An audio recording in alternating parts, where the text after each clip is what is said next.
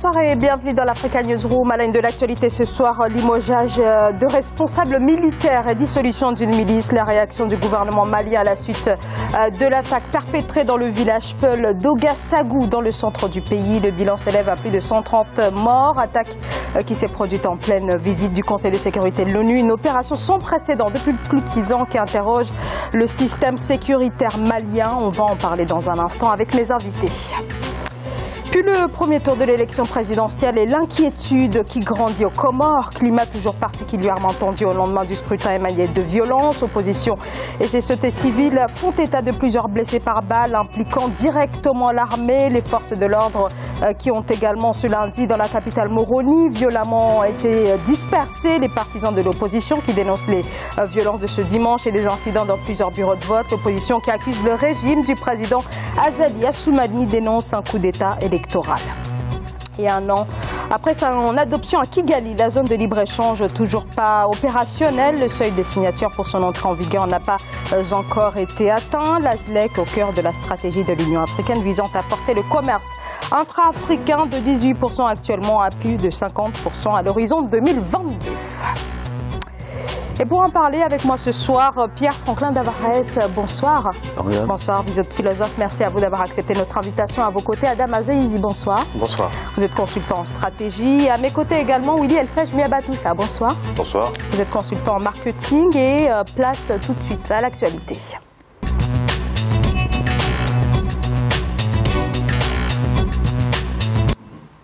Au moins 130 personnes, selon les Nations Unies, ont été tuées et une cinquantaine d'autres blessées ce dimanche dans le village d'Ouagassogou au centre du Mali, village largement habité par des civils appartenant à l'ethnie Peul. C'est la tuerie la plus cinglante qui intervient en Mali depuis plus de 6 ans et au lendemain du massacre, le gouvernement a annoncé le limogeage des principaux chefs de l'armée, mais aussi la dissolution d'une milice qui aurait mené cette opération meurtrière.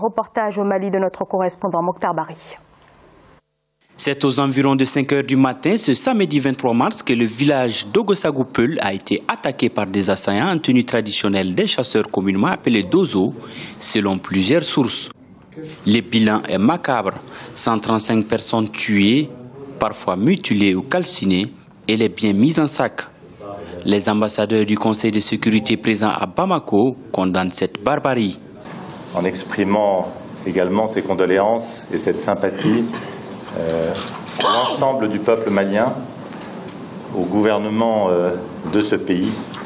Nous condamnons naturellement, dans les termes les plus fermes, cette attaque inqualifiable. Des femmes, des enfants et des personnes âgées sont les premières victimes. La MINUSMA a déployé sa brigade d'intervention rapide sur les lieux et demande l'ouverture d'une enquête ainsi que des poursuites contre les auteurs. Nous tenons prêts en tout cas à soutenir le gouvernement du Mali pour toute action en vue d'apaiser la situation. Je lance un appel aux autorités maliennes de diligenter une enquête afin que justice soit faite et que les auteurs de ces atrocités répondent de leurs actes. Notons que cette attaque dirigée contre la communauté Peul est la plus meurtrière après celle du 27 décembre 2018 à Koulongo, qui avait fait 37 morts. Le gouvernement malien a, dans un communiqué, condamné ces attaques. Alors, le gouvernement malien annonce donc le limogeage de l'état-major, mais aussi la dissolution d'une milice qui est accusée d'avoir mené l'opération. Alors, l'attaque, pour le moment, n'a pas été revendiquée. En tous les cas, cela pose la question de savoir si cette réponse est suffisante face à la multiplication des groupes d'autodéfense, mais aussi, finalement, de la faiblesse de l'état malien au regard de la multiplication de ces attaques. Willy Elfej Miabatoussa. Tout à fait. Il y a deux questions qui peuvent se poser. D'une part, la capacité de l'État malien à pouvoir assurer la sécurité de ses concitoyens. Parce que je note dans les différents témoignages rapportés ici et là que l'attaque a eu lieu à 5 h du matin environ. On dit que l'armée malienne, donc les FAMA, avait été avertis à ce moment précis qu'il y avait une attaque qui avait lieu, qui sont arrivés assez tard. On note aussi l'attaque du camp militaire d'il y a quelques jours. Je pense que là, il convient de se poser quand même de sérieuses questions. Est-ce qu'ils sont dépassés ou voilà, parce que on a limogé des responsables de l'armée malienne. C'est très bien, sauf que quelles sont par la suite les alternatives que l'on peut proposer pour rassurer et protéger la population en la matière. Et la deuxième question, c'est qu'en est-il de cette prolifération des groupes d'autodéfense? Mais enfin, moi, je vais rester sur le terme milice, car aujourd'hui, dans un pays dirigé, normalement, ce type de prolifération ne devrait même pas être autorisé. Donc, les questions peuvent se poser. Et maintenant, ce qui convient aujourd'hui de dire, c'est où le président Ibrahim Boubacar Keïta quand il allait sur le plan sécuritaire et quelles sont les garanties qu'ils peuvent apporter. Parce que ce qui est d'autant plus dommageable dedans, c'est que ça intervient dans le cadre de la visite des membres du Conseil de sécurité des Nations Unies. Ça noircit un peu le tableau et moi je suis assez pessimiste quant à la suite des événements. Alors, effectivement, cette attaque intervient dans le cadre, enfin, en même temps qu'une visite du Conseil de sécurité et qui met finalement en lumière les failles de l'appareil sécuritaire Pierre-Franklin Tavares, comme le souligne Wili Elfej-Miabatoussa. Mon propos est simple. Sur la forme, on a affaire à un État, on a un drapeau, on a un chef d'État, on a un gouvernement. Dans le contenu, il n'y a presque pas d'État.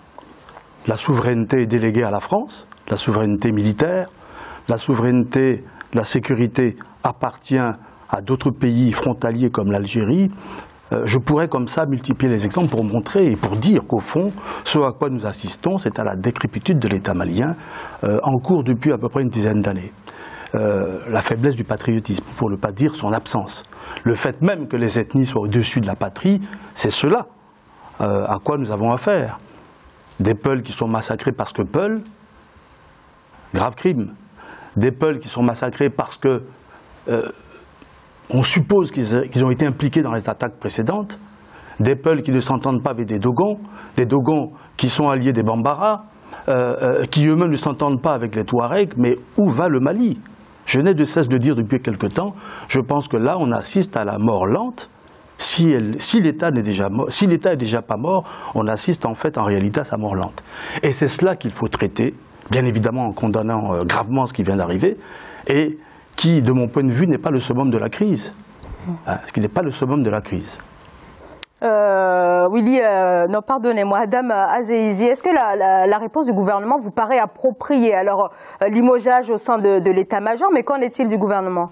Alors, la réponse du gouvernement, c'est la réponse à court terme, qui a été d'abord de sanctionner les responsables militaires en charge de la sécurisation du territoire. C'est accompagné par une action de dissolution de la milice d'Adnan Ambassagou, qui est la milice des populations Togon, qui a été montée pour essayer de lutter avec le fléau que posait aujourd'hui le terrorisme dans cette région. Force est de constater que ces mesures de l'État ne sont pas suffisantes. Pourquoi? Parce que le problème n'est pas uniquement sécuritaire militaire, puisque avec l'opération de sécurisation militaire qui a été menée conjointement avec les forces françaises dans la région, les résultats à court terme ont été considérés comme probants, mais pas suffisants pour être tenables à long terme. Et cela s'explique par deux faits. Tout d'abord, la faiblesse de l'État malien. Aujourd'hui, l'État malien n'est pas fonctionnel dans ces régions-là.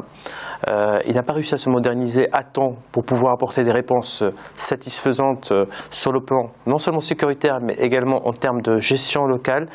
Et le deuxième axe qui est primordial à prendre en compte et qui a été fortement négligé par l'action purement sécuritaire, qui est l'axe humain, à savoir la structure, la composante très hétérogène de cette région, qui est en conflit depuis le XVIIIe siècle. C'est quelque chose qui est ancré dans la culture malienne, pour des raisons diverses, que ce soit théologiques, géographiques, de territoire, entre des agriculteurs, des éleveurs, est un conflit qui est constant. aujourd'hui l'État doit réussir à se structurer et moderniser pour intégrer l'ensemble de ces composantes et leur promettre un traitement équitable, ce qui aujourd'hui n'est pas considéré comme étant le cas. Certaines populations sont considérées comme étant marginalisées, d'autres sont victimisées. Les Peuls sont aujourd'hui considérés comme du fait de leur situation ou de la composante aujourd'hui des personnes qui rejoignent les forces djihadistes de Al-Qaïda, qui sont principalement Peuls, considérées comme une population source de nuisance pour leurs voisins. Alors, est-ce que toutes ces tensions n'ont pas été nourries par le fait, effectivement, on le dit depuis le début de cette émission, de la faiblesse de l'État qui, donc, par la suite, a nourri toutes ces tensions entre communautés, Willy El-Fej Miabatoussa? Non, pas seulement. Parce qu'il a été si bien rappelé que ces conflits qui sont pour la plupart communautaires sont avant tout séculaires. Ainsi, quand vous lisez un peu en Patéba, pour ceux qui connaissent, il en parle déjà de ces conflits entre Dogon, Peul, et qui ont pris des proportions aggravantes au fil des années. Donc non, moi je pense pas que ce soit l'État qui soit condamné à ce niveau. Là où il est à condamner, c'est dans la mise en place de mesures crédibles et cohérentes qui permettent justement de transcender ces problèmes. Mais étant donné que le poids prépondérant aujourd'hui du communautarisme, donc des ethnies, est à l'ordre du jour, je pense qu'il y a aussi une approche sociale, comme vous avez su le rappeler, qui est à aborder, à savoir comment déjà faire en sorte que ces communautés puissent d'une part s'intégrer, parce que quand on remonte un peu le fil de l'histoire, on se rend compte que de conflits terriens, on est passé par la suite à des querelles intestines à base de revanche et de haine envers les autres. Et l'approche ne doit pas être que sécuritaire. Il y a véritablement une approche sociologique qui passe notamment par la mise en place d'administrations un peu plus crédibles auprès des populations pour essayer un peu de juguler tout ça, parce que sinon, effectivement, on va assister à la déliquescence d'un État. Pierre Franklin Tavares. Mais au fond, toutes les explications du monde ne valent pas ce à quoi nous assistons. On peut nous expliquer que cela est précolonial, que les conflits sont précoloniaux. On peut même nous expliquer qu'ils sont post-coloniaux. Mais quand il y a un État, il y a des choses qui sont intolérables. C'est l'État construit la nation contre les ethnies. Quand les ethnies prospèrent, c'est que l'État recule. C'est très simple. Et si l'État recule, c'est qu'il n'est pas dans ses responsabilités. Le Mali, hier, n'a pas été comme ça. Le Mali n'a pas toujours été comme ça. Maintenant, il est, parce que je rappelle que le fond du problème, c'est que nous sommes en face d'un État, à la fois avec une classe politique et une classe administrative des plus corrompus d'Afrique. Et c'est cela qui gêne. Et c'est cela qui ne permet pas l'insurrection patriotique au Mali. Et tout le reste en découle. Parce que quand les ethnies ne comprennent pas, alors on peut même remonter à la Bible. Abin et Caël, le conflit entre agriculteurs et pasteurs. Cela ne suffit pas à expliquer ce qui se passe aujourd'hui. Quand un État existe, il estompe ces différences-là, il les relègue, s'il ne peut pas les supprimer, au second rang. Or, nous assistons au contraire parce que précisément, on a une classe qui n'est pas cohérente au Mali, il faut le dire. Sinon, toute la région va être emportée, une classe politique qui n'est pas cohérente, une administration qui n'est pas sérieuse, qui n'est pas sincère. Et cela, l'armée ne peut pas être l'unique responsable. Vous remarquerez que les turnovers au niveau de la hiérarchie militaire, depuis quelques années, continuent. Elles sont importantes. Ils sont importants. Donc, par conséquent, le problème n'est pas là. Il faut chercher où sont les problèmes. Est-ce que nous avons affaire à un véritable État? Oui ou non? Si on a affaire à un État, ces choses-là se jugulent. Si on n'a pas affaire à un État, elles surgissent et elles prennent le pas, les ethnies prennent le pas sur la nation. Adam Azezi, vous voulez intervenir? Oui, tout à fait. C'est-à-dire que le renforcement de l'État est nécessaire. Aujourd'hui, le président Ibeka doit lancer un processus, renforcer le processus de présence sur ces territoires, pas seulement envoyer des ministres dans le cadre pour représenter l'État dans ce genre de défunt événement, mais plutôt renforcer un ancrage vraiment local, une représentativité de la population de ces régions à Bamako, et également poursuivre le processus de désarmement qui a été initié avec l'accord de paix, qui aujourd'hui a connu un échec. Les organes militaires ont été sanctionnés parce qu'il y a eu quelques négligence plutôt des personnes au place qui ont fermé les yeux pour parce que des populations étaient aujourd'hui réclamées de pouvoir s'autodéfendre, donc il y a une fermeture de yeux par rapport à l'armement de ces populations. Aujourd'hui, il faut désarmer ces populations, mais également leur garantir une sécurité par rapport à la menace djihadiste, parce qu'elle aussi elle continue et elle n'est pas terminée. Donc ces populations doivent être protégées d'une menace purement intérieure, conflit interconfessionnel, mais également de la menace terroriste qui menace ces populations. Willy El-Fejmi, tout ça, alors Adam Azizi évoque un échec finalement du processus DDR qui a été lancé entre guillemets il y a quelques mois. Est-ce qu'effectivement on peut véritablement parler d'un échec au regard de la multiplication de ces attaques? Pas une semaine sans un attentat terroriste. Moi je suis tout à fait en phase avec ce qui a été dit. Il devient tellement facile aujourd'hui de se procurer des armes pour certaines populations que ça en est inquiétant. Et aujourd'hui, on parle de désarmement. Pour moi, ce ne sont que des mots. Alors, qu'est-ce qui bloque le processus précisément? Alors, il y a quelques mois, le gouvernement évoquait des problèmes financiers. Est-ce que ça peut être effectivement l'une des explications pouvant expliquer la lenteur de ce processus? Ce sera une première approche de clarification, mais ça va nous emmener à une autre question qui est celle d'éventuels cas de corruption. Car aujourd'hui, on sait très bien que l'armement, sous toutes ses composantes, représente aujourd'hui un business assez considérable. Donc, il y a matière à se poser pas mal de questions à ce niveau. Il faut quand même rappeler que les Nations Unies, chaque année, injectent dans l'économie malienne, par sa présence et pour tous les efforts, 900 millions de dollars. Donc ce n'est pas un problème de ressources. Il y a aussi les fonds qui sont recueillis dans les grandes conférences internationales. Le problème n'est pas là. Vous savez, il faut être capable de gérer un État. Quand on n'est pas capable, il faut passer la main. Ou alors, il faut, si on est aux affaires, avoir un format de gouvernement, un schéma de gouvernement qui corresponde à la situation. Mais aujourd'hui, ce n'est pas le cas. Le Mali sort à peine, je dirais, pour exagérer, il y a quelques semaines d'une crise post-électorale. Elle se retrouve dans un conflit pareil. Et on voit qu'à chaque fois, ce ne sont que même pas des solutions qui sont prises. Non, je crois qu'il faut que le Mali songe, que l'État malien songe lui-même à se refonder, que le président, le chef du gouvernement ait une vision correcte, cohérente pour le pays, qui sache ce que c'est que la souveraineté. On ne délègue pas, il y a certaines fonctions qu'on ne délègue pas aux autres quand on gère un pays. Et le problème central, il est là, il est nulle part ailleurs. Moi, je pense que la classe politique malienne aujourd'hui, en tous les cas ceux qui sont aux affaires, ne sont pas conscients de la réalité. Ils ne sont pas conscients, ils voient très bien. Mais vous savez, entre voir et penser, entre penser et trouver les solutions adéquates, entre trouver les solutions adéquates et les exécuter par une énergie de la volonté, là, il y a un grand chemin pour ce qui concerne le Mali.